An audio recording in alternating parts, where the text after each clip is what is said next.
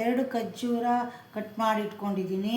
ಬಾದಾಮು ನೆನೆಸಿ ಸಿಪ್ಪೆ ಬಿಡಿಸಿ ಒಂದು 4 ಸಣ್ಣ ತುಂಡು ಮಾಡಿ ಇಟ್ಕೊಂಡಿದ್ದೀನಿ. ಮತ್ತು ಕುಂಬಳಕಾಯಿ ಬೀಜ ಮತ್ತು ಸೋರೆಕಾಯಿ ಬೀಜ ಎಲ್ಲವನ್ನು ನೆನೆಸಿ ಇಟ್ಟಿದ್ದೀನಿ. ಒಣ ದ್ರಾಕ್ಷಿ ಸ್ವಲ್ಪ ಇಟ್ಕೊಂಡಿದ್ದೀನಿ.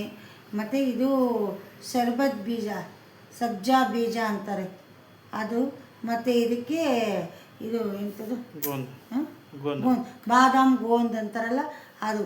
ಒಂದು ಆರೋಗ್ಯಕ್ಕೆ ತುಂಬ ಒಳ್ಳೆಯದು. ಆದರೆ ಇದು ಕಣ್ಣುರಿ, ಹೊಟ್ಟೆ ಉರಿ, ಯಾವುದೇ ರೀತಿ ಸಮಸ್ಯೆಯೂ ಬರುವುದಿಲ್ಲ. ಮತ್ತು ಇದನ್ನು ಡೈಲಿ ಬೆಳಗ್ಗೆನೇ ಖಾಲಿ ಹೊಟ್ಟೆಯಲ್ಲಿ ಕುಡಿದರೆ ಆರೋಗ್ಯ ಪ್ರಾಬ್ಲಮ್ ಬರೋದಿಲ್ಲ. ಮತ್ತು ಸಣ್ಣ ಹಾಕ್ತಾರೆ ಇದರಿಂದ. ಸ್ವಲ್ಪ ಎಲ್ಲ ಮಿಕ್ಸ್ ಮಾಡ್ತಿದ್ದೀನಿ.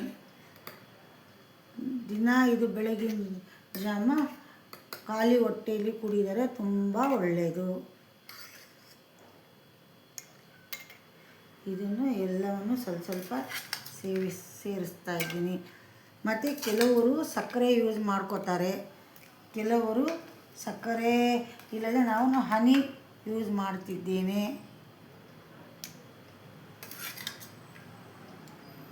ಹನಿ ಯೂಸ್ ಮಾಡ್ತಿದ್ದೇನೆ ನಾನು.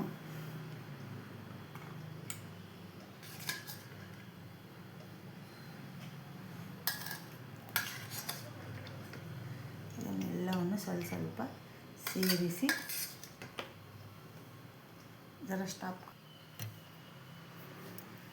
ಸ್ವಲ್ಪ ಏಲಕ್ಕಿ ಪುಡಿ ಹಾಕ್ತಿದ್ದೀನಿ. ತಂಪು ಮತ್ತು ಜೀರ್ಣ ಶಕ್ತಿಗೆ ಬಹಳ ಒಳ್ಳೆಯದು. ನಾನು ಹನಿ ಯೂಸ್ ಮಾಡ್ತಿದ್ದೀನಿ.